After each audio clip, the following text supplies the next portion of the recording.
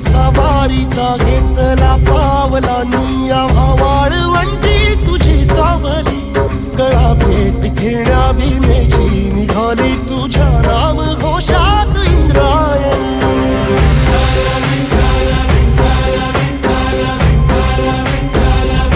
भिडे आसमंती ध्वजा वैष्णवांची उभी पंढरी आज नादावली तुझे नाव ओठी तुझे रूप ध्यानी जीवाला तुझी आस गा लागली